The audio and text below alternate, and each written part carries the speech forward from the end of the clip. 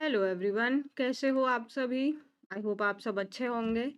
चलिए क्लास को शुरू कर लेते हैं। अगर आप चैनल पर पहली बार आएँ तो चैनल सब्सक्राइब कर लीजिएगा और डिस्क्रिप लिंक आपका क्या बोलते हैं टेलीग्राम जॉइन कर लेना। लिंक डिस्क्रिप्शन में दिया है या फिर बीपीआई स्पोकन बाय रुद्राक्षी मैम, सिर्फ बीपीआई स्पोकन नहीं जॉइन करना है।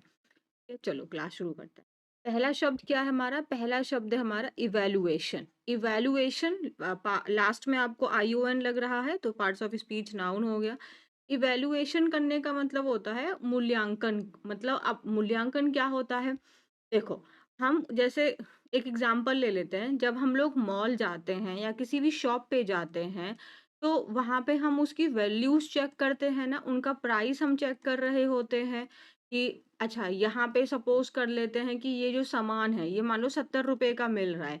70 का मिल रहा है यहाँ पे, ये सारे सामान हैं 70 के। दूसरी जगह गए, हमने वहाँ देखा यही सेम सामान, सेम प्रोडक्ट है और सेम कंपनी भी है, बट ये 75 का दे रहे हैं। तो हम क्या कर रहे हैं? हम इवैल्यूएट कर रहे हैं, हम इनको चेक कर रहे हैं, हम इनको असेस कर रहे हैं कि हमें ये चीज़ लेनी चाहिए। तो हम कहेंगे नहीं, जब सेम प्रोडक्ट है, सेम कंपनी है, वेट भी सेम ही है, तो हमारे लिए बेहतर कौन-सा रहेगा? हम इस पैसे को चुनें, है ना? सो ये हम क्या कर रहे हैं? हम चेक कर रहे हैं, हम उसको इवैल्यूएट कर रहे हैं, हम इवैल्यूएशन इसको कहते हैं। बहुत सिंपल से एग्जांपल से मैंने आपको समझा। तो किसी भी चीज़ को आप चेक कर रहे हैं, उसकी वो वैल्यू है कि नहीं है। तो द प्रोसेस ऑफ जजिंग और calculating the quality, importance, amount और वैल्यू ऑफ समथिंग। तो जो प्रोसेस है जिसमें आप जज कर रहे हैं या कैलकुलेट कर रहे हैं उसकी क्वालिटी को कि हाँ, अब जैसे कि देखो, अगर सपोज करो कि हमको कोई चीज़ महंगी आ रही है, बट अगर हमें उसकी क्वालिटी बहुत अच्छी मिल रही है, मान लो अगर वो चीज़ हमें 2500 की भी आए और एक जगह से हमें वो चीज़ 1500 की आ रही है, बट हमने देखा ये 2500 वाले में क्वालिटी का फ़र्क है, एकदम बेस्ट क्वालिटी है इसके अंदर, इसकी क्वालिटी में थोड़ी-सी कमी है। तो हम इसको चूज़ करेंगे अपने हिसाब से। तो हम क्या कर रहे हैं? हम इवैल्यूएट कर रहे हैं, हम चेक कर रहे हैं उसकी इम्पोर्टेंस के हिसाब से, अमाउंट के हिसाब से, वैल्यू के हिसाब से। सिनोनिम्स क्या हो जाएँगे? असेसमेंट, है ना? एस्टिमेशन, जजमेंट आप कर रहे हैं। इवैल्यूएशन आपका नाउन है, सो यहाँ पे एम-ई-एन-टी, टी-आई-ओ-एन, एम-ई-एन-टी सब नाउन हमने लगा दिया। अगर इवैल्यूएट होता, वर्ब होता तो असेस हो जाता, एस्टिमेट हो जाता। यहाँ तक स जैसे अब example, evaluation is vital. Vital का मतलब क्या होता है? Important, very crucial in planning our lives. तो एब्सोल्युटली हमें अपने जीवन को प्लान करने के लिए पहले हमें इवैल्यूएशन करना बहुत ज़रूरी है, राइट? कि अगर हम कहीं पे शिफ्ट हो रहे हैं, अगर हम अपने एरिया को चेंज कर रहे हैं, हम अपने स्टेट को चेंज कर रहे हैं, यार तो पहले हमें इवैल्यूएट करना पड़ेगा ना कि हम वहाँ पे जाके अपने आप को कैसे ढालेंगे और वहाँ की जो खर्चे हैं वो हम कैसे मेंटेन करेंगे, वो लाइफ वहाँ पे हमारी लाइफ से, मान लो आपका वेदर ही एकदम डिफरेंट हो जाएगा, वो सब चीज़ों का हम इवैल्यूएशन क्या है, बहुत ज़रूरी है अपनी लाइफ को प्लान करने के लिए। अब मैं उम्मीद करती हूँ कि इन प्लानिंग क्यों आ रहा है, यहाँ आपको इस पोर्शन में कोई भी दिक्कत नहीं है। आपको एक चीज़ है जो आपको सीखनी है। आपको क्या सीखना है, अगर आप सच में अपनी इंग्लिश के ऊपर में ऐसी पकड़ बनाना चाहते हैं कि आपसे कोई मिस्टेक ही ना हो, आपको रटना ना पड़े, तो आप चीज़ों को समझिए। आप इसका जैसे वाइटल है, वाइटल का पार्ट्स ऑफ स्पीच एडजेक्टिव होता है। तो आप एवरीथिंग को आप अंडरस्टैंड करिए। यहाँ पे इज़ जो है ये मेन वर्ब है। तो अगर आप बिगिनर हैं तो आपको इतना स्ट्रेस नहीं लेना है। बट अगर आप अब एक स्टेज अबव आ गए हैं तो देखिए चीज़ों को। फिर आप और अच्छी एक अपने आप में डेप्थ में आप जाने लगेंगे। ठीक है? तो आई होप ये इन प्लानिंग का मतलब आपको समझ में आ गया होगा। आई होप कि आपको इवैल्यूएशन का मीनिंग समझ आ गया होगा। नेक्स्ट वर्ड है हमारा एंड्योरेंस। एंड्योरेंस का मतलब होता है हमारी सहन शक्ति। एंड्योर करना मतलब उस चीज़ को हम कितना झेल सकते हैं। एंड्योरेंस मतलब हमारी झेलने की क्षमता। ठीक है? एएनसीई लगा हुआ है, पार्ट्स ऑफ स्पीच नाउन हो गया। एंड्योरेंस, एंड्योरेंस मतलब उस चीज़ को झेलने की जो हमारे अंदर शक्ति है, जो हमारी एबिलिटी है उसको फेस करने की। So the ability to continue doing something painful or difficult for a long period of time without giving up. तो एंड्योरेंस का मतलब क्या है? वो हमारी एबिलिटी किसी काम को जारी रखने में और वो जो काम है वो दर्द देने वाला है या वो काम बहुत मुश्किल है और हम उसको एक लंबे समय तक हम वो काम किए जा रहे हैं बिना गिव अप किए हुए, तो वो आपका एंड्योरेंस है। जैसे कि अगर हम बात करें कि ये मैंने आपको एक ह्यूमन बीइंग के बेसिस पे बताया। आपका कोई सामान भी हो सकता है, उसकी जो उसको फेस करने की जो कठिनाइयाँ हैं, जैसे मौसम चेंज होता है, तो कह सकते हैं कि इसकी एंड्योरेंस जो है वो बहुत अच्छी है या इसकी एंड्योरेंस थोड़ी-सी कम है। तो इस चीज़ को देखने के लिए भी हम इवैल्यूएट कर सकते हैं ना। आप ऐसे सोच के देखो, तो उसकी टॉलरेशन, जैसे अगर हम कोई अपनी छत पे हम लगाते हैं, टीन लगाते हैं ना, तो हम वहाँ पे अलग-अलग वैरायटी में अवेलेबल है, बट कहा कि ये बेस्ट क्वालिटी है क्योंकि ये आपके हर किसी टाइप के वेदर को झेल सकती है, मतलब एंड्योर कर सकती है, उसको फेस कर सकती है, उसकी टॉलरेशन पावर बहुत स्ट्रॉन्ग है, स्टैमिना है उसके अंदर में, स्ट्रेंथ है, वो आगे जारी रहेगा वो काम। तो the pain was bad beyond endurance, मतलब वो जो दर्द था ना वो सहने की शक्ति से परे था। बियॉन्ड, बियॉन्ड क्या है आपका, परे हो जाना, है ना? उस चीज़ के बाहर ही निकल जाना। तो वो जो दर्द जो था ना, वो झेलने की शक्ति से एकदम बाहर था, इतना ज़्यादा दर्द हो रहा था। बियॉन्ड का पार्ट्स ऑफ स्पीच आपका क्या है, प्रीपोज़िशन, प्रीपोज़िशन के बाद क्या आते हैं? आप समझ ही चुके होंगे। तो ये देख लो आप, बैड का पार्ट्स ऑफ स्पीच आपका क्या है, एडजेक्टिव है, वाज़ यहाँ पे क्या है, मेन वर्ब है। डन है। So the pain was bad beyond endurance, so pain इतना बुरा था कि उसको झेलने की शक्ति से एकदम परे था वो चीज़। नेक्स्ट वर्ड है हमारा स्टैंड आउट, ये आपका फ्रेज की तरह यूज़ हो जाता है और इसका मतलब होता है कोई चीज़ अगर स्टैंड आउट कर रही है तो इसका मतलब वो पूरी भीड़ में से आपको अलग से दिखाई दे रही है। तो वो चीज़ कैसी है, बहुत ज़्यादा नोटिसेबल है, वो चीज़ आपको आसानी से दिखाई दे रही है। अगर कोई भी चीज़ स्टैंड आउट कर रही है तो मतलब वो आसानी से नोटिसेबल है। तो टू बी वेरी नोटिसेबल हमारे क्वालिटीज़ हो सकती हैं, कोई व्यक्ति है अगर वो पूरी भीड़ में खड़ा है पर वो फिर भी भीड़ से अलग दिख रहा है, तो उसके बॉडी के फीचर्स ऐसे हो सकते हैं, है ना? या उसकी क्वालिटीज़ ऐसी हो सकती हैं। तो she is the sort of person who stands out in a crowd, तो वो एक इस प्रकार की व्यक्ति है जो भीड़ में से भी अलग ही दिखाई देती है, मतलब वो मान लो वो बंदा अलग ही है, उसकी जो बोलने का तरीका है, जो उसकी बातें हैं वो सबसे अलग हैं, तो वो स्टैंड आउट कर गया, राइट? नेक्स्ट देखें, नेक्स्ट है हमारा प्रिसीजन। अगेन आपका आईओएन है, तो ये भी नाउन हो गया। और प्रिसीजन का मतलब, जैसे जब मुझे याद आ रहा है जब हम फिजिक्स लैब में होते तो एक्यूरेसी हम निकालते थे, बट कहते थे इसको बहुत प्रिसीजन के साथ में करना है। तो उस काम को बहुत सावधानी के साथ करना है और एकदम एक्यूरेट वैल्यू हमें उसकी निकाल के लानी है। उसकी वैल्यू को हमें, अगर हमने पॉइंट में भी गड़बड़ी कर दी तो फिर वो हमारी वैल्यू खराब हो जाएगी, हमारा करेक्ट आंसर नहीं आ पाएगा। तो प्रिसीजन का मतलब आपका एक हो जाता है एग्जैक्टनेस, एकदम एग्जैक्ट आपको निकाल के लाना। इवन डेसिमल्स के बाद भी आपकी जो वैल्यू है वो एकदम आपकी प्रिसाइज होनी चाहिए, एकदम एग्जैक्ट होनी चाहिए, वहां पे गड़बड़ी नहीं हो सकती है। राउंडनेस आप नहीं कर सकते, राउंड नहीं निकाल सकते आप, अप्रॉक्सीमेशन नहीं हो सकता है, आपको एग्जैक्ट वहां पे वैल्यू निकालनी पड़ेगी। तो precision means the qualities of being careful and accurate. So आपका एक्यूरेसी हो गया, एग्जैक्टनेस हो गया, करेक्टनेस हो गया। एंटोनिम्स में अप्रॉक्सीमेशन, राउंडनेस और केयरलेसनेस। प्रिसीजन, देखो केयरलेसनेस मतलब यहाँ पे कैसे हुआ, प्रिसीजन अगर है तो केयरफुल तरीके से आप काम कर रहे हैं और आप केयरलेस तरीके से काम कर रहे हैं, of being careful and accurate. Careful and accurate आपका एडजेक्टिव है ना? और हमने तो यहाँ पे एंटोनिम्स एंड सिनोनिम लिख रहे हैं। अगर हम यहाँ पे केयरफुलनेस इसका सिनोनिम होगा, केयरफुलनेस जब हम लोग एडजेक्टिव में एन डबल एस लगा देते हैं तो वो नाउन बन जाता है। अब हमको बताना लापरवाह, तो केयरलेस होता है बट हमें नाउन बनाना था तो एन ई एस लगा दिया। तो केयरलेसनेस, समझ में आया? तो I admire the precision of her work, तो मैं एडमायर करता हूँ, मैं प्रशंसा करता हूँ कि जो वो अपने काम को लेके एकदम एक्यूरेट तरीके से जो वो अपना काम करती है, एकदम सावधानी से वो जो काम करती है, मैं उस चीज़ की प्रशंसा करता हूँ।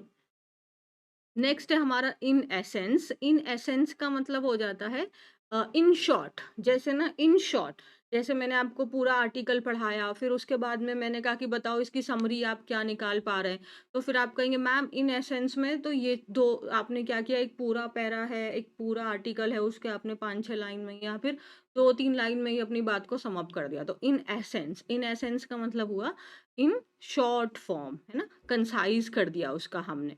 तो सार मतलब क्या होता है? समरी होती है। So relating to the most important characteristics और आइडिया ऑफ समथिंग। तो आप जानते ही हैं जब हम लोग कुछ भी रीड कर रहे होते हैं तो उसका हर चीज़ इम्पोर्टेंट नहीं होती है ना। उसके कुछ ही ऐसी चीज़ें होती हैं जो बहुत ज़्यादा इम्पोर्टेंट होती हैं, जिनके ऊपर में हमें एक्सट्रीमली अवेयर होने की और फ़ोकस्ड होने की ज़रूरत होती है। कुछ चीज़ें होती हैं जिनको हम छोड़ भी सकते हैं। सो इन एसेंस अगर मैं आपको शॉर्ट में बताऊं तो दोनों दोनों की दोनों जो साइड्स हैं वो इस इशू के ऊपर में अग्री हो गई है। मान लो कि एक पूरा मीटिंग हुई, मीटिंग मीटिंग मीटिंग कीजिए, मीटिंग मीटिंग तो मीटिंग मीटिंग चले जा रही है, लेकिन भाई उसने पूछा भाई हुआ क्या है इस पूरा मीटिंग का। अब मान लो 5-6 घंटा मीटिंग चली है तो वो 5-6 घंटा की थोड़ी ना कहानी सुनाएगा वन टू वर्ड की किसने क्या बोला। बोलेगा भाई इन शॉर्ट में दोनों जो पार्टीज हैं वो अग्री हो गई हैं इस बात के ऊपर में। सो इन एसेंस मतलब ये, मान लो कहीं पे लड़ाई हो रही है, आप गए बाद में, भाई क्या हुआ क्या हुआ? उसने कहा अरे भाई इसने इसकी गाड़ी को ठोक दिया, अब इसको पीट रहा है। तो उसने शॉर्ट में बता दिया, वो पूरा आपको करके नहीं दिखा रहा है, गाड़ी आई ठोका, ऐसे नहीं होगा ना। आप समझ रहे हैं? इन एसेंस मतलब उसको शॉर्ट में समरी फॉर्म में। डन है जी। और समझ, अगर इसका इंडिविजुअल पार्ट्स ऑफ स्पीच देखना चाहोगे देख लेना, अदरवाइज इन एसेंस एक साथ में ही जब आता है तब ही होता है। और एसेंस अगर अकेले आता है तो इसका मतलब इम्पोर्टेंट हो जाता है। एसेंस है वो चीज़, उसका इम्पोर्टेंट पार्ट है। बट इन एसेंस जब एक ही साथ आता है तब इसका मतलब इन समरी समरी हो जाता है, उस चीज़ का कंसाइजनेस को शो करता है। एसेंस का पार्ट्स ऑफ स्पीच पहचान सकते हो, ये आपको मैं होमवर्क देती हूँ। नेक्स्ट वर्ड है मेरा फटीग। फटीग का मतलब होता है थकान। फटीग का मतलब होता है थकान। जब आप एकदम थक गए हैं, तो the condition of being extremely tired, जब आप पूरी तरीके से थक चुके हैं, है ना? तो टायर्डनेस, एनी डबल एस देखते ही पहचान गए होगे ना, नाउन है ना? वियरीनेस, वियरी का मतलब होता है टायर्ड, एग्जॉशन हो गया है। और अगर एंटोनिम्स देखेंगे तो एनर्जी है, स्ट्रेंथ है, विगर है। एक और वाइटल की एक गोली आती थी, बताना यहाँ पे वाइटल का मीनिंग क्या है? एक वाइटल की गोली गोली आती थी और मैंने बोला था कि like evaluation is vital for planning lifes. तो बताना वहाँ पे वाइटल का पार्ट्स ऑफ स्पीच क्या था? और मैंने कहा एक और वाइटल की गोली आती थी, उस वाइटल का पार्ट्स ऑफ स्पीच क्या था? She was suffering from fatigue. तो मतलब वो किस चीज़ से सफ़र कर रही थी? फटीग से। फटीग मतलब उसको जल्दी थकान हो जा रही थी। होता है ना लाइफ में कभी-कभी ऐसा कि हम कुछ करना है लेकिन फिर भी ऐसा लग रहा है कि मैं थक गया हूँ। डन है? आगे देखें? चलिए। नेक्स्ट वर्ड है हमारा पेसिंग वन सेल्फ। और या फिर अगर आप देखेंगे तो ये हो जाता है पेस वन सेल्फ, एक ही बात है। तो पेस वन सेल्फ का मतलब होता है अपने पेस का मतलब क्या होता है? पहले मैं आपको अगर पेस का मतलब बता दूं तो आपको पता जाएगा। आपकी जो देखो, आपकी जो स्पीड है, पेस का मतलब होता है स्पीड। अब स्पीड किस चीज की? आपकी किसी भी चीज की स्पीड। आप खाना खा रहे हैं, एकदम जबर जबर जबर जबर आप खाना खाने लगे, उस स्पीड को हम कह सकते हैं। देखो, तो केयरफुली आप मैनेज कर रहे हैं अपनी स्पीड को, अपने एफर्ट को, अपनी एनर्जी को। तो पेस का मतलब हमारी स्पीड हो जाता है, हमारे एफर्ट यहाँ पे लिखा हुआ है। पेस का मतलब हमारी स्पीड, एफर्ट एंड एनर्जी। ठीक है? पेस वन सेल्फ का मतलब होता है कंट्रोल करना, मैनेज करना मीन्स अपने आप को कंट्रोल करना। तो to control your speed, your effort, your energy to avoid getting tired और ओवरवेल्म। ओवरवेल्म मतलब उससे पूरी तरीके से आप भर ना जाओ, specially when completing a task और activity over a period of time. मतलब देखो, जैसे मैराथन होता है तो मैराथन में आपको एक लंबा दौड़ना है। अगर आप शुरुआत में ही अपने आप को थका लोगे, अगर आप शुरुआत में ही अपने आप को थका लोगे तो फिर आपका मैराथन पूरा नहीं हो पाएगा ना। तो you have to pace yourself if you want to complete your marathon. तो मैराथन को कंप्लीट करने के लिए आपको अपनी स्पीड को, अपनी एनर्जी को आपको सेव करके रखना पड़ेगा, तभी तो आप उसे कंप्लीट कर सकते हैं, क्योंकि एक लॉन्ग पीरियड ऑफ टाइम का काम है ये, कोई शॉर्ट का नहीं है, कुछ सेकंड्स का खेल नहीं है कि आप निकाल दोगे। ठीक है? जैसे don't try to do everything at once, एक ही बार में सब कुछ करने की कोशिश मत करो। Pace yourself, control yourself, है ना? Manage yourself, manage your activity, manage your speed, manage your effort. Next क्या है हमारा? फोर्टिट्यूड। तो फोर्टिट्यूड का मतलब हमारा हो जाता है जब आपका साहस और आपका धैर्य है।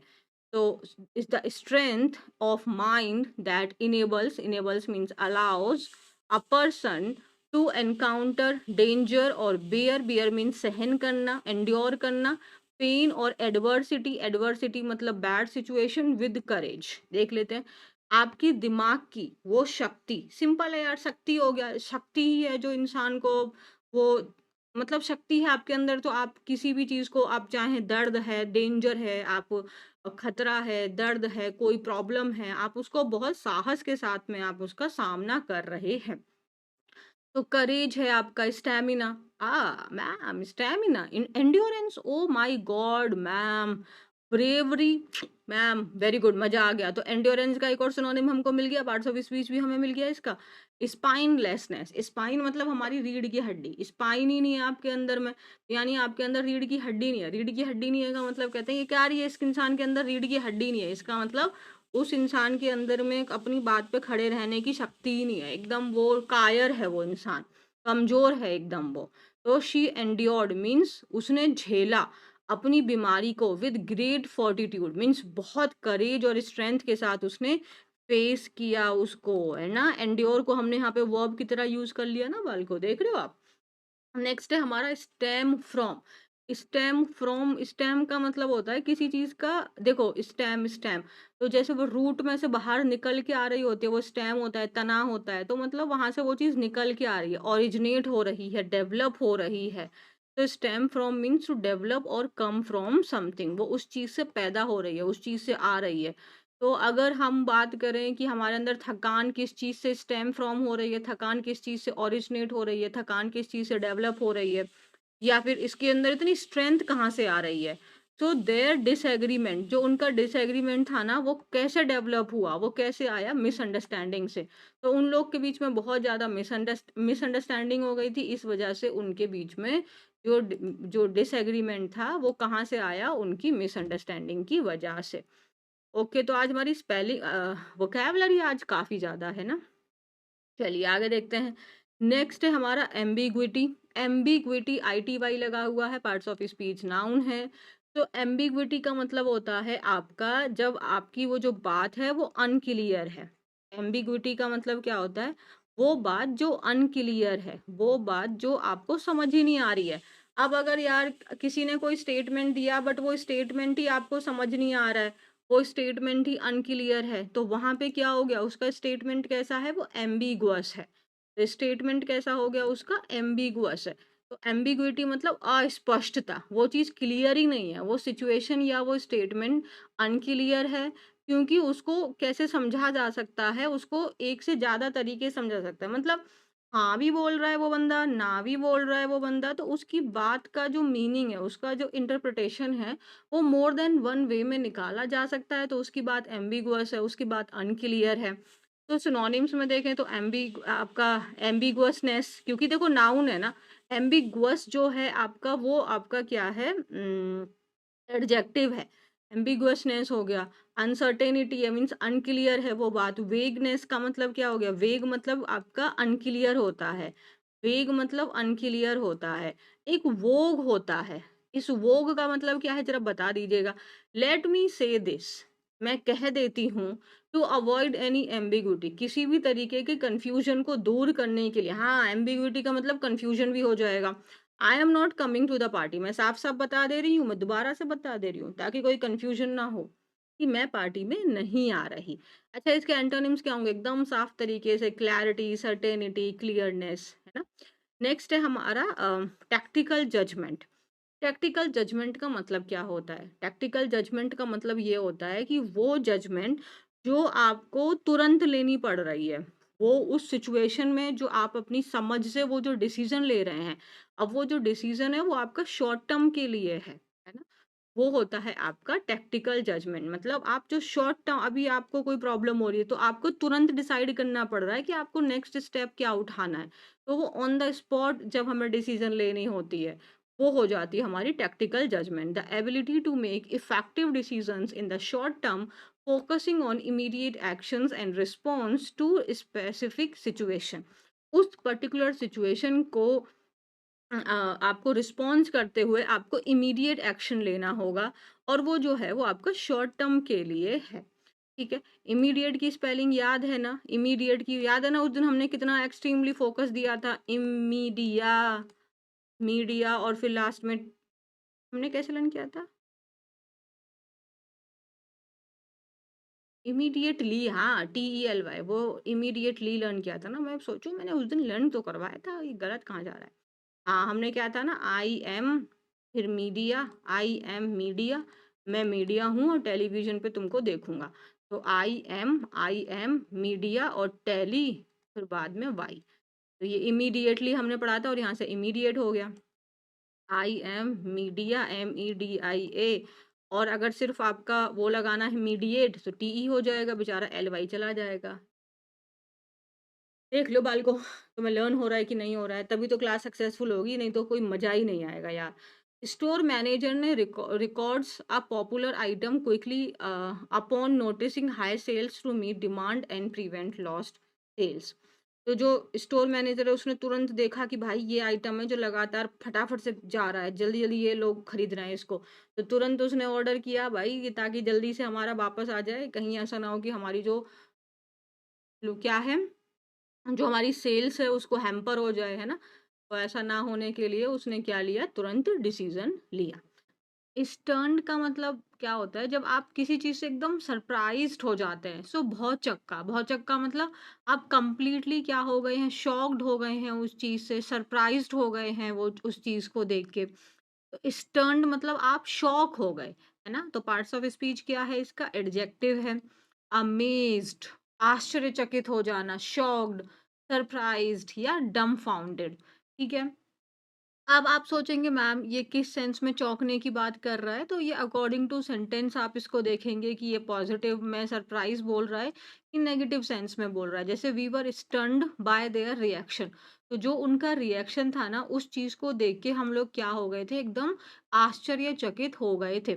अब अगर सपोज करो आपने किसी को बर्थडे पे सरप्राइज दिया और वो उस सरप्राइज को देख के वो जो उनका रिएक्शन था ना वो एकदम डिफरेंट था। मान लो वो बहुत खुश हो गए, आपको उतनी उम्मीद नहीं थी तो भी आप शॉक्ड हो गए। वो एकदम गुस्सा हो गए, आग बबूला हो गए, उस रिएक्शन से भी आप एकदम शॉक्ड एंड सरप्राइज़ हो सकते हैं। या आपने उम्मीद कुछ और किया हो और उसका अपोज़िट आपको रिज़ल्ट मिलेगा, तब हम शॉक्ड हो जाते हैं। है ना? तो बहुत ईज़ी सा शब्द है। स्टन्ड मतलब भौचक्का हो जाना, सो वेरी शॉक्ड और सरप्राइज़्ड।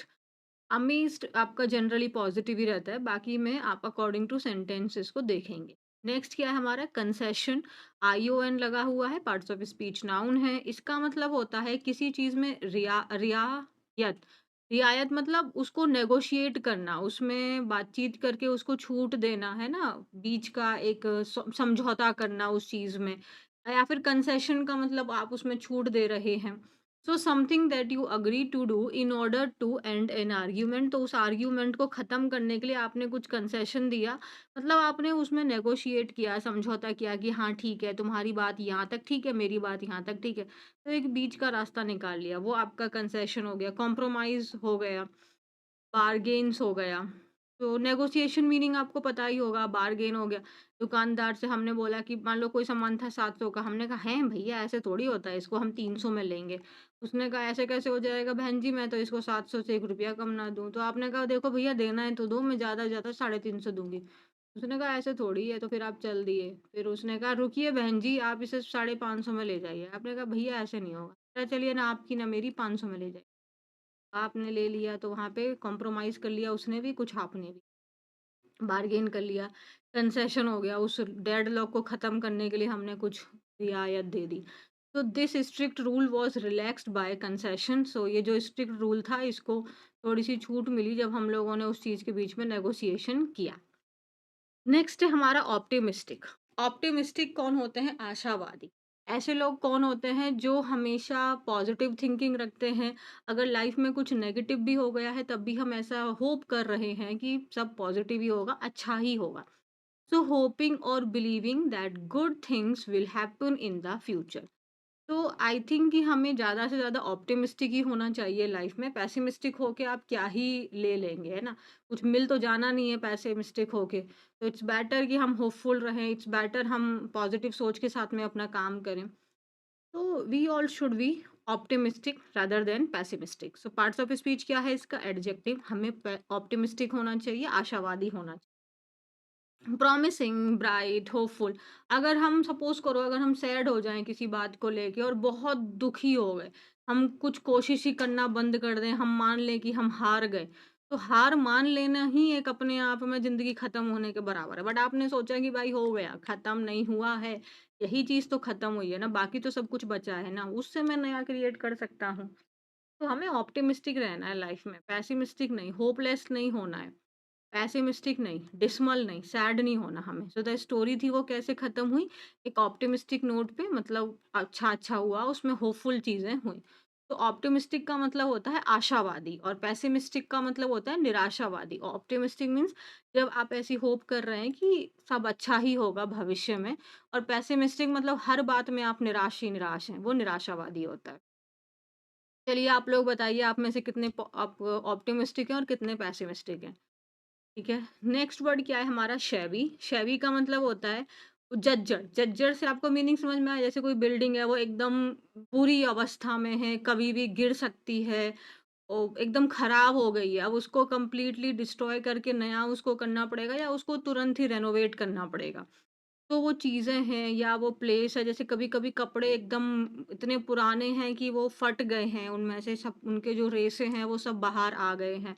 तो थिंग्स और place that look very old और they are in a very bad condition. तो सुनो, नेग्लेक्टेड है वो चीज़, हमने शैबी देखो, नेग्लेक्ट के और भी बहुत सारे मतलब होते हैं। नेग्लेक्ट का मतलब होता है किसी चीज़ को इग्नोर कर देना। शैबी का पर्टिकुलर मीनिंग होता है कोई चीज़ जो बहुत बुरी कंडीशन में है, तो हो सकता है वो नेग्लेक्ट के कारण बहुत बुरी कंडीशन में हो। मिज़रेबल का मतलब यही होता है। मिज़रेबल का मतलब है जब आप बहुत परेशान हैं, बहुत बुरी स्थिति में हैं। ग्रम्पी हो गया, डम्पी हो गया। अब अगर उसका अपोज़िट एकदम नया है, एकदम फ्रेश है और उसको बहुत अच्छे से रखा है। देखो, नेग्लेक्ट कर दिया मतलब आपने उसको इग्नोर कर दिया और एक वो बहुत बुरी कंडीशन में आ गया। और वेल केप्ट का मतलब उसको बहुत सँभाल के आपने रखा हुआ है। तो जो उसके कपड़े थे वो कैसे थे? वो पुराने थे और वो बहुत बुरी कंडीशन में थे, वो अनटाइडी थे। इसका मतलब ना, कपड़ों वगैरह के भी चीज़ों को अनटाइडी है, एकदम गंदा है, बहुत बुरे तरीके से उसको रखा हुआ है, नेग्लेक्ट कर दिया उसको। ठीक है? तो जैसे his clothes were old and shabby. Old क्या है? Old parts of speech adjective है, लाइक ही इज़ ओल्ड, वो बूढ़ा है। तो पार्ट्स ऑफ स्पीच एडजेक्टिव है, तो शैबी का भी पार्ट्स ऑफ स्पीच एडजेक्टिव है। डन है।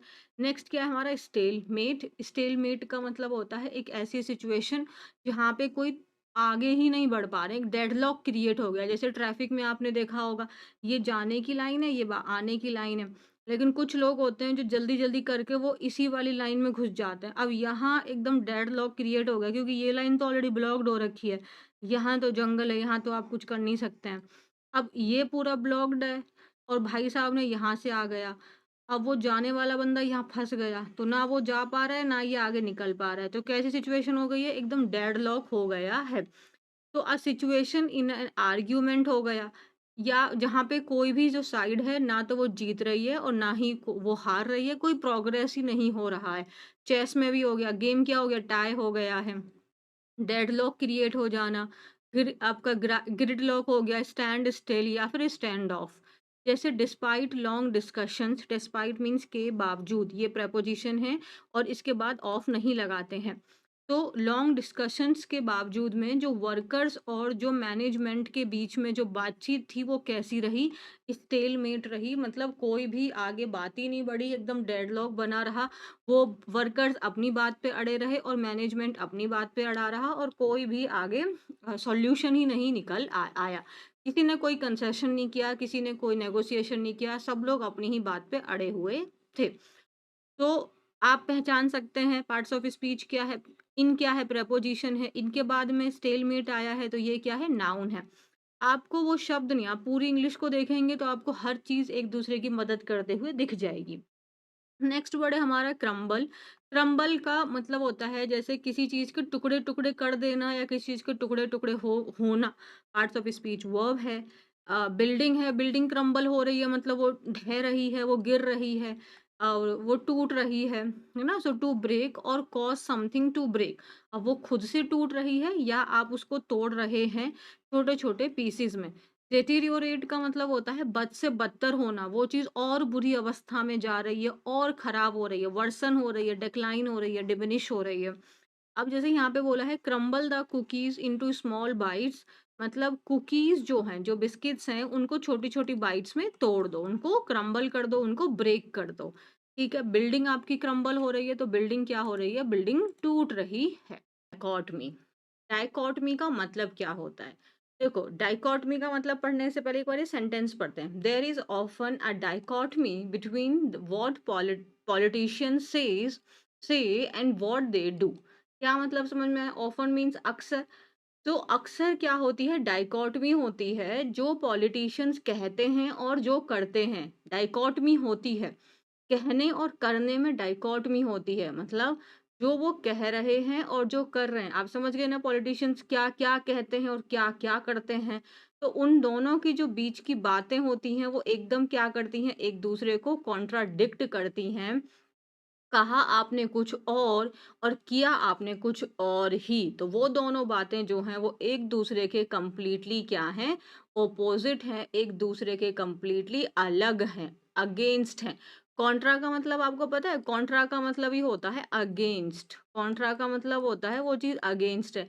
और डिक्ट का मतलब होता है कहना, टू स्पीक।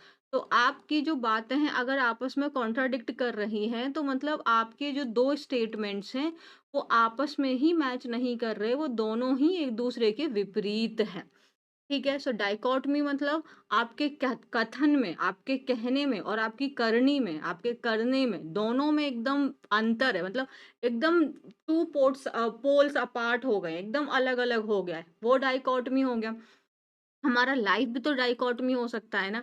जैसे सपोज करो कि मैं अभी यहाँ पे एज अ टीचर पढ़ा रही हूँ, लेकिन सपोज कि मुझे अगर बहुत अच्छा डांस आता, तो मैं एक डांसर भी हो सकती थी, बट मुझे आता नहीं है इन रियल। तो अब ये मेरी लाइफ एज अ टीचर हो गई, बट इसके ओपोजिट में मेरी लाइफ एक डांसर हो गई। टीचर में क्या होता है? एक डिसेंट होना होता है हमें, ना? टीचर का मतलब होता है कि जिसके एक अपने कुछ कायदे होते हैं, आपको कुछ हद तक लिमिट में रहना होता है ना। और डांसर का मतलब है आपको कंप्लीटली अपने अंदर के इमोशंस को एक्सप्रेस कर देना है, तो वो डांसर हो गए। दोनों आपस में प्रोफेशंस कैसे हैं? जस्ट ओपोजिट हैं, है ना? सो ये भी आप कह सकते हैं। So dichotomy means a difference between two completely opposite ideas और थिंग्स। तो वो पैराडॉक्स है, आप कह कुछ और रहे हैं, हो कुछ और रहा है, कॉन्ट्राडिक्शन है, स्प्लिट है उन दोनों के बीच में। तो अक्सर डाइकोटमी होती है, जो पॉलिटिशियंस कहते हैं और वो जो करते हैं, यानी उनमें कंप्लीटली क्या होता है? कॉन्ट्राडिक्शंस होता है, कंप्लीटली वो एक दूसरे के ऑपोजिट ही उनकी बातें होती हैं। पार्ट्स ऑफ स्पीच पहचानना, अभी आई एम श्योर कि आपने पहचान लिया होगा। आर्टिकल देखो, फिर उसके बाद डाइकोटमी, फिर प्रपोजिशन। तो प्रपोजिशन से तो ये अलग हो गया, तो आर्टिकल इसी के लिए आया, यानी कि इसका पार्ट्स ऑफ स्पीच क्या है? नाउन है। नेक्स्ट वर्ड क्या है हमारा? एक्सेलरेट। एक्सेलरेट का मतलब होता है किसी भी चीज को बढ़ाना, उसको इंक्रीज करना। सो टू बिकम और मेक समथिंग बिकम, मतलब करना, या उसको वो हो, मतलब टू बिकम वो खुद से हो रही है, या आप उसको कर रहे हैं कि वो चीज और बड़ी हो जाए और सीरियस बन जाए।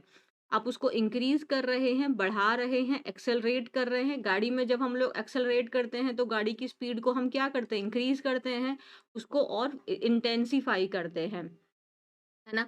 अच्छा, एक्सेलरेट, आज एक और शब्द आएगा। मैंने कल पोस्ट, हाँ, मुझे एक बात याद आई पोस्ट से। पहले ये कंप्लीट कर लूँ, फिर बात करेंगे।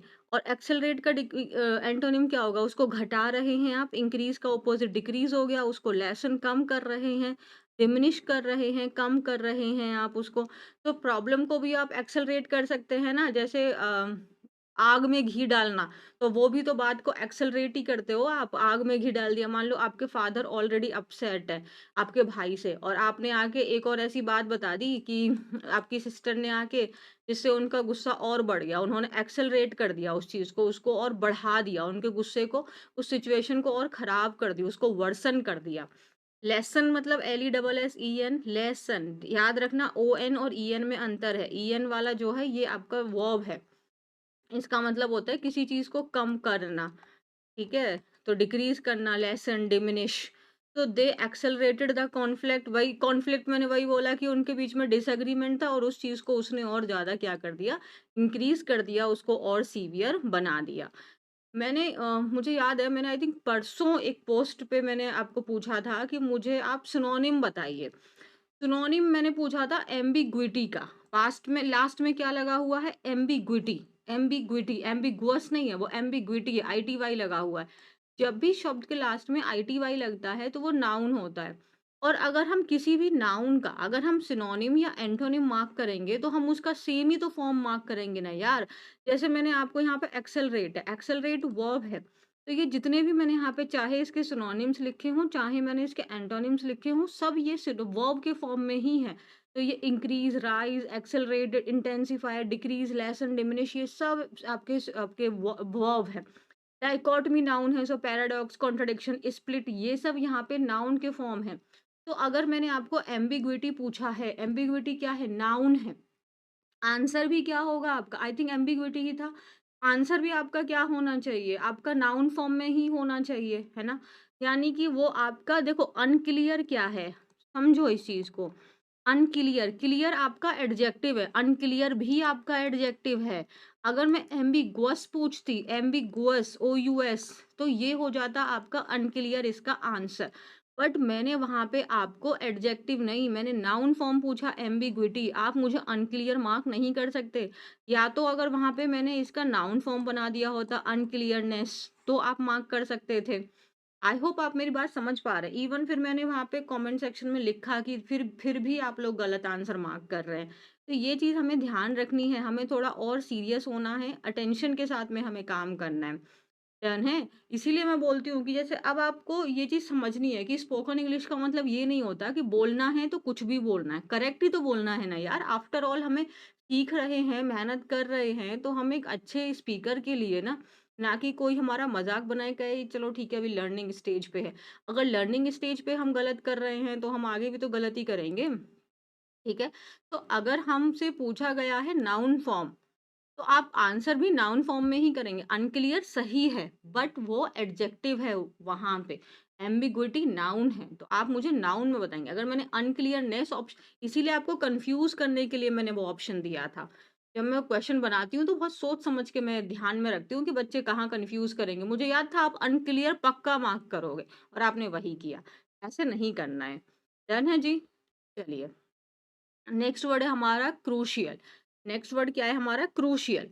अच्छा एक सेकंड हाँ। क्रूशियल का मतलब यार ये हमने बहुत बार पढ़ा हुआ है। आई होप आपको लर्न ही हो गया होगा। क्रूशियल का मतलब वो चीज़ बहुत महत्वपूर्ण है, बहुत ज़्यादा इम्पोर्टेंट है।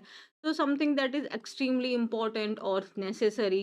तो वो चीज़ बहुत इम्पोर्टेंट है, की है, वो मेजर रोल प्ले करती है, क्रिटिकल है, वाइटल है, इम्पोर्टेंट है, एसेंशियल, फंडामेंटल, नेसेसरी। है ना? क्रूशियल है वो चीज़। अगर एंटोनिम देखेंगे तो माइनर है, हल्का-फुल्का सा है, अनइम्पोर्टेंट है, ट्रिवियल है, छोटा-मोटा सा है, इतना बड़ा कोई मैटर नहीं है, इनसिग्निफिकेंट है। तो it is crucial, it is important that the problem is tackled immediately. तो बहुत ज़रूरी है कि जो भी प्रॉब्लम है उसको तुरंत डील किया जाए। You know what is the meaning of tackled? It's deal, is dealt immediately. And now what are the parts of speech of crucial? It's adjective. It's adjective. See I am completely against this theory कि spoken में आपको detail में पढ़ने की ज़रूरत नहीं है। आप जितने अच्छे आप स्पीकर बनना चाहते हैं, जितने अच्छे आप राइटर बनना चाहते हैं, जितने जैसे कि आप एक बहुत परसुएसिव तरीके से अपनी बात को कहना चाहते हैं, ऐसे नहीं लगना चाहिए कि रटी-रटाई इंग्लिश आप बोल रहे हैं, उसके लिए आपको डिटेल नॉलेज होनी चाहिए। ठीक है? I will share you my own incidents और है ना मेरे स्कूल का एक हुआ था, कुछ कांड हुआ था, वो मैं बाद में कभी बताऊँगी, लंबा हो जाएगा नहीं तो फालतू में। तो मैं बताऊँगी कि हमारी लाइफ में बहुत इम्पोर्टेंट होता है सही डायरेक्शन में स्टडी करना, सही तरीके से पढ़ाई करना। नहीं तो हमको लगता है हम बोल तो रहे हैं, हम तो इंग्लिश ही बोल रहे हैं, सामने वाले को समझ में नहीं आ रहा है। बट हमें क्या पता हम खुद ही बहुत गलत बोल रहे हैं। तो ये सब चीज़ें बहुत इम्पोर्टेंट होती हैं कि हर चीज़ को हम ध्यान से पढ़ें। As a teacher it's my responsibility कि मैं आपको बहुत अच्छे से पढ़ाऊँ, आपको मैं हर चीज़ करेक्ट तरीके से पढ़ाऊँ, राइट? नेक्स्ट क्या है हमारा? सरपास। सरपास का मतलब क्या होता है? वो जो चीज़ है ना, जैसे आपकी परफॉर्मेंस ने अगर सरपास कर दिया, तो आपकी परफॉर्मेंस ने दूसरों को सरपास कर तो मतलब जैसे एक स्टैंडर्ड सेट होता है और उसके ऊपर निकल जाना, एक स्टैंडर्ड के ऊपर निकल जाना। है ना? सरपास कर देना मतलब उससे बेहतर परफ़ॉर्म करना, टू डू करना या होना। एक अच्छा करना या आप दूसरों से आप अच्छे हैं या जितनी की ज़रूरत है उससे ज़्यादा वो चीज़ होना। सरपास कर दिया मतलब वो उसको एक्सीड कर दिया, उसके ऊपर निकल गया, आउटडू कर दिया, आउटगो हो गया, आउटगो होगा यहाँ पे सिर्फ़ कहाँ से आ गया? आउटगोज़ ओह! गो बियॉन्ड भी हाँ, गो उसके परे चले जाना। जैसे कि एक कट ऑफ आती है, कट ऑफ में एक मार्क होता है कि जैसे मान लो यहाँ पे 70% 70 मार्क्स जितने भी स्टूडेंट्स के आएँगे, वो पार हो जाएँगे। लेकिन आपने सारे क्राइटेरियाज़ को सरपास कर दिया मतलब ये कट ऑफ के लेवल को भी आप सरपास करके चले गए। He surpassed the goal he set for himself. तो वो गोल जो इसने अपने के लिए खुद के लिए सेट किया था उसी को उसने सरपास कर दिया। मतलब सपोज करो कि आप एक अपना चेकलिस्ट बनाते हैं, आपने सोचा कि अब मैं चेकलिस्ट में आपने आज का टू डू बनाया, टू डू लिस्ट बनाया और इसमें आपका था कि आज मैं ना 13 घंटे स्टडी करूंगा नॉन स्टॉप, है ना? Non stop in the sense कि आज पूरे 24 आवर्स में से मैं 13 आवर्स एकदम आपका रिगरस स्टडी करूँगा और आपने 13 आवर्स सेट किए थे और आप पढ़ गए 14 घंटे। तो आपने जो अपने लिए गोल सेट किया था उसको सरपास कर दिया मतलब उससे बेहतर आप निकल गए, उससे अच्छा आपने परफॉर्म किया, उसके ऊपर आप निकल गए। सरपास हमेशा ऊपर निकलने के सेंस में बात करता है। आप उससे बेहतर चले गए, उसके ऊपर चले गए, उस लिमिट को आपने क्रॉस कर दिया। सरपास, सरपास का पार्ट्स ऑफ स्पीच क्या है? वर्ब। ही सरपास्ड देख सकते हो ना वर्ब का सेकंड फॉर्म के रूप में हमने यूज़ किया है। नेक्स्ट वर्ड है मिटिगेट। मिटिगेट का मतलब होता है किसी चीज़ को कम करना, डिक्रीज़ करना, डिमिनिश करना। याद आया? जस्ट अभी हमने थोड़ी देर पहले पढ़ा था एक्सेलरेट, इंटेंसिफाई। एक्सेलरेट का ऑपोजिट में हमने नहीं लिखा था क्योंकि वो हमारा एक सिनोनिम हमें मिल रहा था, बहुत सारे सिनोनिम्स हमें मिल रहे थे। तो उस चीज़ को आप लेसन कर रहे हैं, लेसन वहाँ लिखा था, अच्छा यहाँ पे नहीं दिया मैंने जानबूझ के। तो लेसन हो गया, उसको कम कर रहे हैं आप, डिक्रीज़ कर रहे हैं, एलिविएट उसको शांत करना, कम करना, रिलीफ देना आप उसको, रिलीव, सूद, पेसिफाई, ईज़, सॉफ़न, एले, एस्वेज। अब आपको पता है ये चीज़ आपको याद हो गई होगी जैसे सॉफ्ट है, लेस है, ये आपके एडजेक्टिव हैं। एडजेक्टिव में हम ईएन लगा देते हैं तो ये वर्ब बन जाता है, तो सॉफ़न हो गया, लेसन हो गया, है ना? एले, असुएज, सूद, पेसिफाई, एलिविएट, मॉलिफाई। इन सब का मतलब होता है किसी चीज़ को कम करना, उसको डिक्रीज़ करना, उसकी जो इंटेंसिटी है उसको रिड्यूस करना। So to make something less harmful, उसको कम खतरनाक है वो चीज़ तो उसको जैसे एंटीडोट ले लिया तो उसका जो खतरा है वो कम हो गया, उसको अनप्लीज़ेंट है उसको कम आप उसको लेस अनप्लीज़ेंट बना रहे हैं।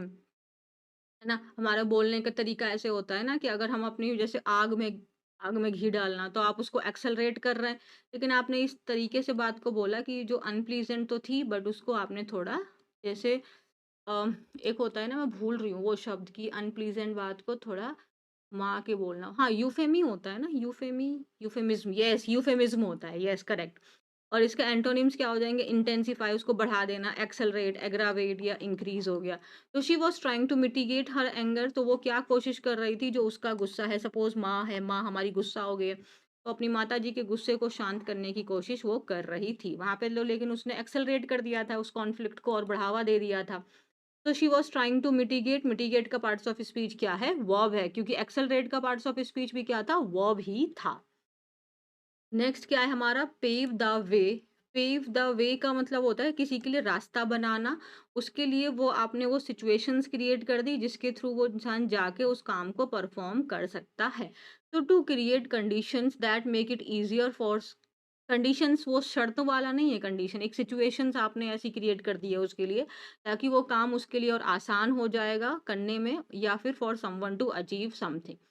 जैसे कि अच्छा मैं एक बात बोलती हूँ, अगर सपोज़ कि आप अपनी लाइफ़ में कुछ करना चाहते हैं और अगर आपको फाइनेंशियली कंस्ट्रेंट हो रहा है, फाइनेंशियली वहाँ पे रुकावट आ रही है और सपोज़ कि मेरे पास पैसा है, मैंने आपको दे दिया, तो मैंने आपके रास्ते को आसान बना दिया, आप उस रास्ते पे जाके अपना काम कर सकते हैं। तो हमने उस तरीके के एक एनवायरनमेंट क्रिएट कर दिया, एक इ इस तरीके का एक सिचुएशन क्रिएट कर दिया, जो वहाँ पे एक आपके लिए रास्ता बन गया, जहाँ से आप अपना काम आगे प्रोसीड कर सकते हैं। उसको सूद करना, आपको फैसिलिटेट करना, उसको सिंपल बना देना, प्रमोट कर दिया उसको, आपका स्मूथ कर दिया उस काम को। तो the peace talks paved the way for a formal agreement between the two countries. तो दो कंट्रीज के बीच में जो पीस टॉक्स थी उन्होंने पेव द वे मतलब रास्ता बना दिया था एक फॉर्मल एग्रीमेंट का। तो फॉर्मल एग्रीमेंट कैसे हो पाया? पहले उनके बीच में शांति की बातचीत हुई थी, जिसने एक रास्ता बना दिया आगे के और एग्रीमेंट को साइन होने में। नेक्स्ट वर्ड क्या है हमारा? रेज़िलिएंट। आप समझ सकते हैं यहाँ पे आपका जो पेव है, PAVE, ये आपका वर्ब है। वे क्या है? वे नाउन है और द क्या है? आर्टिकल है। वे मतलब रास्ता, पाथ, ना एक रास्ता बना देना, आप ऐसे सोच।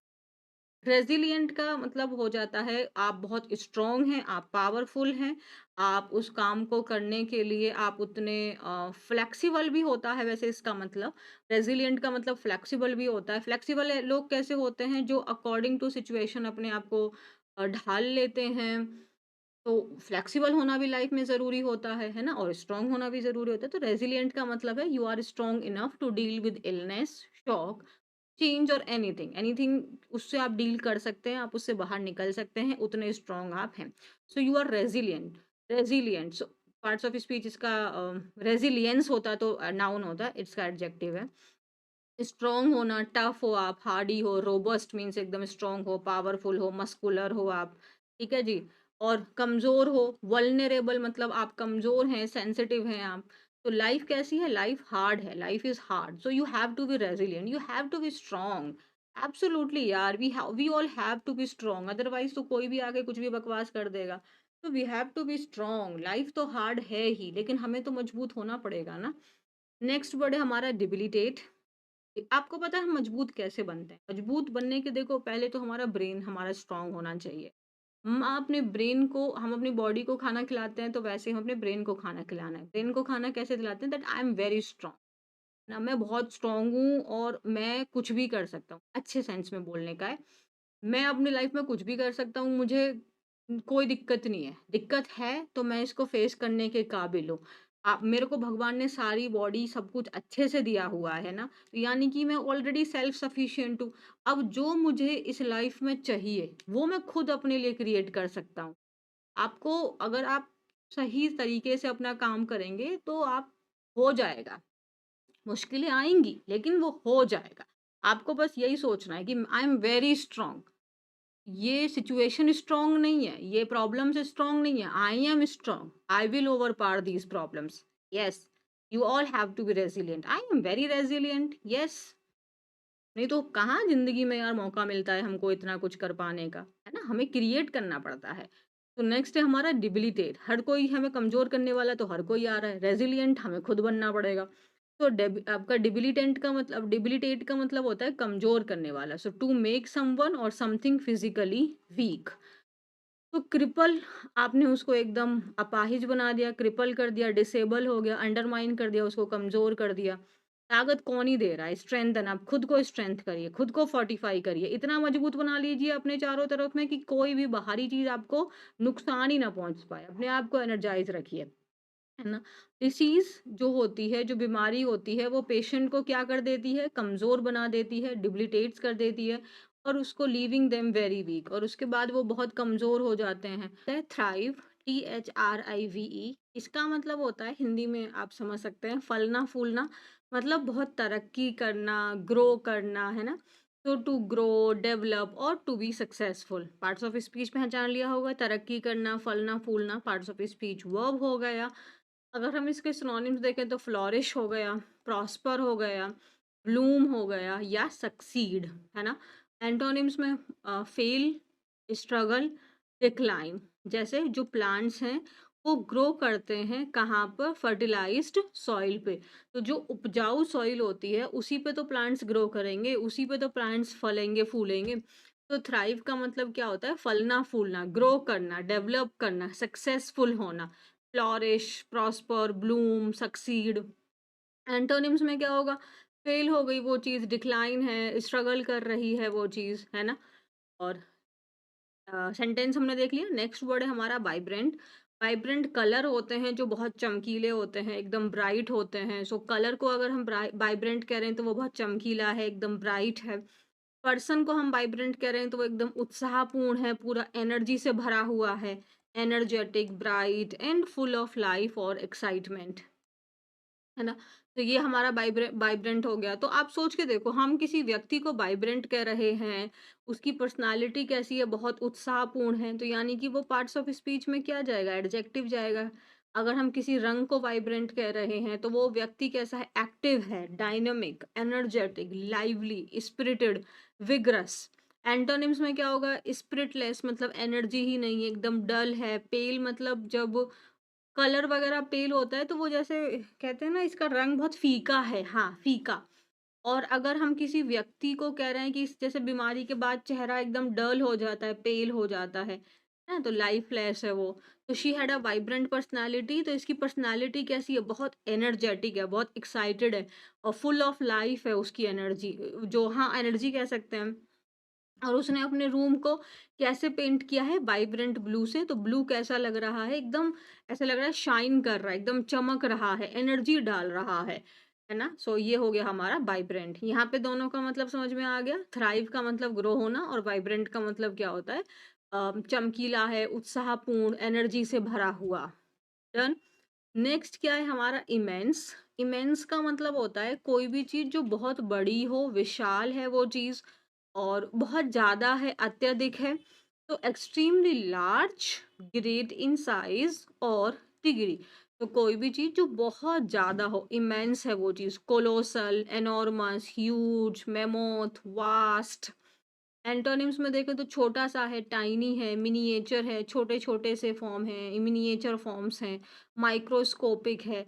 जैसे it is an immense sum of money, तो मान लो अगर आप किसी को 1 लाख रुपीज दे रहे हो तो ये एक बहुत अच्छा खासा अमाउंट है। इट्स अ इमेंस मतलब it's a huge sum of money means amount. Done है।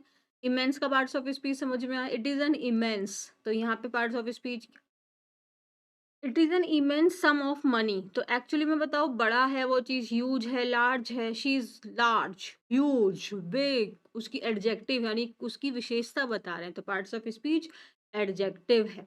नेक्स्ट है हमारा आपका रैगिड।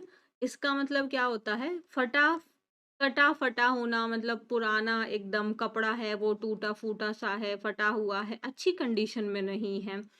ब्रोकन है वो चीज़, रग्ड है, ripped and frayed. Rip jeans होती थी ना, है ना? जो फटी हुई जीन्स होती हैं वो रिप जीन्स में आती है ना? हाँ। क्लीन एकदम साफ सुथरा है। अनटाइडी भी इसका सिनोनिम हो जाता है ना, untidy, not in a good condition, untidy है। Clean, regular, new, unused. और यहाँ पे फटा फुटे की बात कर रही है। तो क्या तुमने देखा उस मतलब यहाँ पे हम बॉय को अगर हम रैगिड बोल रहे हैं तो इसका मतलब क्या हुआ? वो बच्चा कैसा था? बहुत परेशान था और बहुत बुरी हालत में था, इन अ वेरी बैड कंडीशन। समझ में आया यहाँ पे? पार्ट्स ऑफ स्पीच क्या है? एडजेक्टिव का काम कर रहा है। अगर हम इवेड की बात करें, इवेड का मतलब होता है किसी बात को टालना, उस बात से बचना, है ना? सो टाल रहे हैं आप उस बात को, बच रहे हैं, तो पार्ट्स ऑफ स्पीच वर्ब हो गई। सो टू अवॉइड और एस्केप फ्रॉम समवन और समथिंग। अगर आपसे कोई कुछ क्वेश्चन पूछ रहा है, आप उस बात को अवॉइड कर रहे हैं, उसको टाल मटोल रहे हैं, उस बात की बजाय कुछ और बात आपने छेड़ दी, है ना? तो आप क्या कर रहे हैं? उस बात से बचने की कोशिश कर रहे हैं। इल्यूड करना, अवॉइड, डॉज मीन्स आपने उसको बायपास कर दिया, एस्केप करना। अदरवाइज इसका एंटोनिम क्या होगा? कन्फ्रंट करना मीन्स उसका आमना सामना करना, उसको फेस करना, आप एक्सेप्ट कर रहे हैं। एम्ब्रेस करने का मतलब क्या हो जाता है? उस चीज को हम फेस कर रहे हैं, उसको हम स्वीकार कर रहे हैं। He is trying to evade my question, तो वो क्या कोशिश कर रही है? कि जो मेरे क्वेश्चंस हैं उनको इवेड करने की कोशिश कर रही है, कि वो क्वेश्चंस के उसको आंसर्स ही ना देने पड़े, तो उनसे बचने की कोशिश कर रही है, उनको अवॉइड करने की कोशिश कर रही है। शी इज, आप इसको वॉज भी बोल सकते हैं क्योंकि आगे हमें नहीं बता कि सेंटेंस प्रेजेंट में चल रहा है कि पास्ट में। आप ऐसे भी कह सकते हैं she was trying to evade my questions, की वो मेरे क्वेश्चंस को इवेड करने की यानी अवॉइड करने की कोशिश कर रही थी। तीनों का मतलब समझ में आ गया? आगे करें। ओके। नेक्स्ट वर्ड है हमारा फ्लटर। फ्लटर का मतलब देखो, लहराना। लहराना आपको पता है, जो हम कोई भी चीज है, जैसे हमारा तिरंगा लहराता है ना? और कोई भी चीज है जो लहरा रही है, जैसे प्लांट्स लहराते हैं, है ना? जब हवा चलती है तो वो लहरा रहे होते हैं। सो टू मूव और मेक समथिंग मूव, तो वो या तो वो खुद से मूव हो रही है या आप उसको खुद हिला रहे हैं, मूव कर रहे हैं। Quickly and lightly specially through the air. तो वही हो गया हमारे, जैसे प्लांट्स का लहराना हो गया, ठीक है, आप खुद लहरा रहे हैं या वो खुद से आपका हिल रहा है। तो अगर हम इसको दूसरा भी का मीनिंग होता है, इफ योर हार्ट और स्टमक फ्लटर्स, अगर आपका हार्ट, दिल या आपका स्टमक फ्लटर हो रहा है, तो इसका मतलब है कि आप थोड़े से अनकंफर्टेबल हो रहे हैं। Why? Because you are excited और नर्वस, है ना। तो जैसे कि हाँ, तो to have butterflies in your stomach, that means आप थोड़े नर्वस हो रहे हैं, एक्साइटेड हो रहे हैं, एनेक्शियस हो रहे हैं कि ओ गॉड आगे क्या होने वाला है। So every time I think about my exams my stomach flutters. तो हर बार जब भी मैं अपने एग्जाम्स के बारे में सोचती हूँ, तो जो मेरा पेट है उसमें कुछ गुदगुदी जैसा होने लग जाता है। पार्ट्स ऑफ स्पीच क्या है? वाह। नेक्स्ट क्या है? एम्पैथी। एम्पैथी, देखो हमेशा मैंने आपको, जब भी एम्पैथी वर्ड आया है, इसके साथ में दो तीन और दो और शब्द होते हैं जिनको मैंने समझाया है। क्योंकि देखो पैथी का मतलब ही होता है फीलिंग, पैथी का मतलब होता है फीलिंग, ठीक है। अब इससे हमारा एक शब्द बनता है सिंपैथी, एक बनता है अपैथी, और एक तो एम्पैथी आपको दिखाई दे रहा है। तो देखो पैथी का मतलब होता है फीलिंग फीलिंग, एम्पैथी का मतलब होता है समानुभूति। समानुभूति मतलब जो वो पर्सन, भूति मीन्स फील कर रहा है, उसकी सेम फीलिंग को आप भी फील कर रहे हैं। Understand my word. समानुभूति का मतलब है उस पर्सन की, जो सेकंड पर्सन की फीलिंग्स को आप महसूस कर रहे हैं। आप इमेजिन कर पा रहे हैं कि वो व्यक्ति एक्चुअली में कैसा महसूस कर रहा है। उसको सिंपैथी कहते हैं। सॉरी, एम्पैथी कहते हैं। सिंपैथी किसको कहते हैं? जब आपको किसी के प्रति सहानुभूति होती है, आपको उस पे दया आ रही है, आपको उसके प्रति बुरा लग रहा है, आप उसकी प्रॉब्लम को महसूस नहीं कर पा रहे हैं, बट आपको ऐसा लग रहा है कि हाँ, इसके साथ बुरा हुआ है, सो मेरी सिंपैथी इसके साथ में है। एम्पैथी अगर हम बात करें, तो सिंपैथी और एम्पैथी में अगर हम किसके प्रति, आप सोच के देखो, कहाँ हमारी फीलिंग बहुत ज़्यादा उस पर्सन से अटैच्ड हो रही है, अगर हम उसके प्रति एम्पैथेटिक हैं। तो एम्पैथी मतलब हम उसकी फीलिंग्स को ऐसा महसूस कर रहे हैं कि वो चीज़ मेरे साथ हो रही है, वो एम्पैथी है। सिंपैथी मतलब मुझे उस पे दया आ रही है, मुझे सहानुभूति है उसके प्रति। अपैथी का मतलब हो जाएगा उसके प्रति मुझे कोई फीलिंग ही नहीं है। मीन्स विदाउट एनी फीलिंग, मुझे कुछ महसूस ही नहीं हो रहा उसके लिए, आप उसको बोलते हैं अपैथी। सो एम्पैथी में the ability to imagine how other person is feeling and so understand their feeling, so understand their mood. जैसे he felt great empathy with students. तो अब जो स्टूडेंट्स की जो कंडीशंस हैं, उसके प्रति उसकी बहुत ज़्यादा एम्पथी है। मतलब वो स्टूडेंट्स कैसा महसूस करते हैं, वो किन किन प्रॉब्लम से गो थ्रू होते हैं, उनको क्या एग्ज़ाम के ड्यूरेशन में उनको क्या प्रेशर होता है, फेल हो जाने पे क्या स्ट्रेस होता है, ये सब चीज़ों को वो, उसके प्रति उसको दया नहीं है, वो समझ रहा है, उसको अंडरस्टैंडिंग है, वो उन प्रॉब्लम्स को क्योंकि अब हो सकता है कि वो व्यक्ति भी उस सिचुएशन से गुज़रा हो, तभी तो वो उस फीलिंग को बहुत अच्छे से समझ पाएगा ना, तो वो उसको बोलते हैं एम्पैथी। यहाँ तक क्लियर है? एम्पैथी समझ में आया? पार्ट्स ऑफ स्पीच नाउन है। नेक्स्ट है हमारा रेडिएंट। रेडिएंट का मतलब होता है एकदम, जब आप अपनी हैप्पीनेस को एक्सप्रेस कर रहे हो, सो एक्सप्रेसिंग ग्रेट हैप्पीनेस, होप और ब्यूटी। तो वो मतलब रेडिएंट का मतलब ही हो जाता है ब्राइट हो जाए, वो एकदम ब्राइट है ना, ब्राइट ग्लोइंग। रेडिएंट स्माइल का मतलब हो गया एकदम पावरफुल, आपकी जो स्माइल है उससे पता चल रहा है कि आप कितने खुश हैं।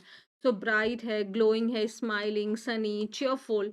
और एंटोनिम में दुख हो जाएगा ग्लोमी, सैड, डल, डार्क। तो he gave me a radiant smile, तो उसने कैसी स्माइल दी? एकदम खुशी से भरी हुई उसकी मुस्कुराहट थी। आई एम श्योर आपको ये शब्द अब लर्न हो गया होगा। परसुएड का मीनिंग क्या होता है? किसी को अपनी बात में मनाना, उसको राजी करना, है ना। तो हम बोल रहे हैं मनाना, राजी करना, तो पार्ट्स ऑफ स्पीच क्या हो गई? वर्ब हो गई। परसुएड करना मतलब आप उसको अपनी बात के लिए इन्फ्लुएंस कर रहे हैं, उसको मना रहे हैं कि आपकी बात वो मान जाए। तो to make someone agree to do something by talking to them a lot about, मतलब वही कि उस चीज के बारे में आप उनको क्या कर रहे हैं, परसुएड कर रहे हैं, मीन्स आप उनको मोटिवेट कर रहे हैं, आप उन्हें इन्फ्लुएंस कर रहे हैं, कन्विंस करना मतलब मना रहे हैं, आप उस उन्हें एंकरेज कर रहे हैं। ठीक है। सो यहीं से एक शब्द आपका इन्फ्लुएंसर, आपको पता है कौन होते हैं, जो लोगों को प्रभावित कर रहे होते हैं। कन्विंस करना मतलब किसी को मनाना, सो परसुएड मीन्स उसको आप राजी कर रहे हैं, मना रहे हैं। एंटोनिम्स में क्या हो जाएगा, डिसुएड, डिसुएड, आप मोटिवेट कर रहे हैं उसको, एंकरेज कर रहे हैं तो डिस्करेज हो जाएगा। डेटर मतलब रोकना, प्रिवेंट मतलब रोकना। So I finally persuaded them to buy it. तो मान लो कोई सेल्समैन होगा, वो चाहता है कि अपना सामान बेचे, तो उसके लिए उसने फाइनली जो उसके कस्टमर थे, जिनको बहुत देर से वो मना रहा था, फाइनली उसने उनको राजी कर लिया और उन्होंने वो जो प्रोडक्ट था वो खरीद लिया, उनको उसने परसुएड कर लिया, मना लिया। परसुएड समझ में आया। नेक्स्ट है हमारा प्रॉम्प्टली। प्रॉम्प्टली का मतलब होता है तुरंत, बिना टाइम वेस्ट किए, तुरंत आपने वो काम कर दिया। क्विकली, विदाउट डिले, बिना देरी किए, और एट द अरेंज टाइम मतलब जो समय निर्धारित किया गया था उसी समय पर, बिना समय गवाए। ठीक है। प्रॉम्प्टली का parts of speech L Y है, तो ये एडवर्ब हो जाता है। सिनोनिम्स हम देखें तो इमीडिएटली, तुरंत, इंस्टेंटली, डायरेक्टली, क्विकली। अब मैंने सोचा हमारे यहाँ पे अब बच्चे अपने आप को जेनजी बोलने लगे हैं ना, सो पता नहीं अचानक से ये टर्म आके ना मुझे ऐसे लगने लगा है कि मैं एक पुराने जमाने की हो गई हूँ, कि मैं तो जेनजी की कैटेगरी में नहीं फिट बैठती भाई। तो मैंने कहा चलो जेनजी वाला ये शब्द, ये तो वैसे बड़ा कॉमन सा ही है, हम लोग भी यूज ही कर लेते थे, as soon as possible. But हाँ, एग्जाम्स में इसको नहीं आएगा, तो एग्जाम्स के हिसाब से हम इसको ना देखें, बट हाँ स्पोकन है तो भाई बोल सकते हैं, ए शैप बोलते हैं इसको। She told me her name, उसने मुझे अपना नाम बताया, विच आई प्रॉम्प्टली फॉरगॉट। ओह गॉड, ये तो कितनी बुरी बात है। सोचो तुमने इतनी मेहनत करके उससे उसका नाम पूछा और फाइनली जब उसने अपना नाम बताया और तुम तुरंत उसका नाम भूल गए। ओह गॉड, इससे बुरा और क्या हो सकता है तुम्हारे साथ में। अब तुम ये भी नहीं बोल सकते अपना नाम दोबारा बता दो। वो कहेगी जब तुम्हें मेरा नाम ही याद नहीं रहेगा तो तुम मुझे क्या याद रखोगे। उसको बोलना तुमको तो हम अच्छे से याद रखते हैं, तुम्हारा नाम तो नहीं याद है ना, हम ऐसे कुछ डायलॉग मार देना। आगे याद रहेगा प्रॉम्प्टली मतलब तुरंत, क्विकली, विदाउट डिले, और एट द अरेंज टाइम मतलब जो हमने समय निर्धारित किया था वो उसी समय पर पहुंच गया। नेक्स्ट वर्ड क्या है हमारा, ब्यूरोक्रेटिक। ब्यूरोक्रेटिक मतलब जैसे नौकरशाही, तो ब्यूरोक्रेटिक का मतलब क्या होता है हम देख लेते हैं। तो जिसमें ना कंप्लीटली आपके प्रोसीजर्स को फॉलो किया जाता है, कंप्लीटली पेपर वर्क होता है, वो वाला काम जो होता है वो ब्यूरोक्रेटिक काम कहलाता है। जैसे आपकी जो यूपीएससी, जैसे वो उनको ब्यूरोक्रेट कहते हैं ना, तो वो क्या होता है, वो पूरा आपका जो फॉर्मल वर्क होता है, जो कंप्लीटली फॉर्मल वर्क होता है, जो ऑफिशियल काम होते हैं, जिसमें आपको, जैसे बैंक में आप जाते हैं, कहते हैं कि इस वाले काउंटर से हट के एक काउंटर पे आपको एक काम बताया, दूसरे काउंटर पे, तो ये पूरा आपका ब्यूरोक्रेटिक सिस्टम है, मतलब पूरा पेपर वर्क इसमें बहुत ज़्यादा इन्वॉल्व है। तो involving complicated rules and procedures which can cause long delay। तो ऐसा कोई भी काम जिसमें बहुत सारे कॉम्प्लिकेटेड नियम्स लागू हो रखे हैं, प्रोसीजर्स हैं, और जिसकी वजह से जो काम है वो देरी हो रही है, गवर्नमेंटल है ना? आपको साफ-साफ पता है कि गलत हुआ है या ऐसा ही होना चाहिए, बट फिर भी उस काम को होने में, सरकार से उस काम को अनुमति मिलने में बहुत लंबा समय बीत जाता है, तो वो ब्यूरोक्रेटिक है। मतलब ऐसा कोई भी काम जिसमें बहुत सारे रूल्स एंड प्रोसीजर्स को फॉलो किया जाता है। पार्लियामेंट्री है, एडमिनिस्ट्रेटिव है, रेड टेप आपका एक ईडीएम हो जाता है, रेड टेप का मतलब भी ये ब्यूरोक्रेटिक हो जाता है। तो कंपनी इनएफिशिएंट क्यों थी वो इनएफिशिएंट, क्योंकि वो हाईली ब्यूरोक्रेटिक थी, क्योंकि वहां पे आपके पेपर वर्क ज्यादा इम्पोर्टेंट है ना, प्रोसीजर फॉलो करना ज़्यादा इम्पोर्टेंट है, रियल प्रैक्टिकल चीज़ों को फॉलो करने से ज़्यादा इम्पोर्टेंट क्या है वहाँ पे, पेपर को फॉलो करना।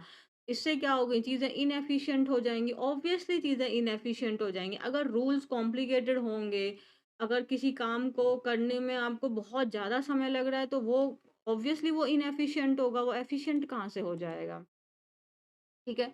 नेक्स्ट है हमारा कटिंग एज, कटिंग एज। अब कटिंग एज वर्क हो गया, कटिंग एज टेक्नोलॉजी हो गया, तो कटिंग एज का मतलब होता है एकदम इनोवेटेड है वो चीज़, ग्राउंड ब्रेकिंग मतलब लेटेस्ट है वो चीज़, लेटेस्ट है, मॉडर्न है वो, एकदम न्यू है वो चीज़, इनोवेटिव है, एडवांस वर्क है अपने उस स्पेसिफिक फील्ड में, often involving the latest technologies and pushing the boundaries of what is currently possible. तो जो अभी चल रहा है उसकी बाउंड्रीज को क्रॉस करते हुए एकदम नई टेक्नोलॉजी आ रही है। तो आप देख रहे हैं कि जो हमारी जो जनरेशन है यहाँ पे आपको हर हर कुछ टाइम पे एक नई, जैसे अभी चैट जीपीटी है, उसने कितना सारा काम आसान कर दिया है। तो ये भी एक अभी कह सकते हैं एकदम एडवांस्ड और लेटेस्ट टेक्नोलॉजी है, जो कटिंग एज टेक्नोलॉजी है ये। तो ग्राउंड ब्रेकिंग मतलब एकदम लेटेस्ट है वो चीज़, इनोवेटिव है, एडवांस है वो चीज़ अपने उस फील्ड में, और उसमें वही लेटेस्ट टेक्नोलॉजीज़ का इस्तेमाल हो रहा है, और जो करंटली जो हमारी लिमिट्स हैं उसको क्या कर रहा है, वो पुश कर रहा है। एडवांस्ड है वो चीज़, प्रोग्रेसिव है, अनकन्वेंशनल है, कन्वेंशनल का मतलब होता है ट्रेडिशनल, है ना? मॉडर्न है वो चीज़, लेटेस्ट है। और एंटोनिम्स में ट्रेडिशनल, कन्वेंशनल, कस्टमरी मतलब वही जो प्रथा चलती आ रही है, जो पुराने तरीके हैं।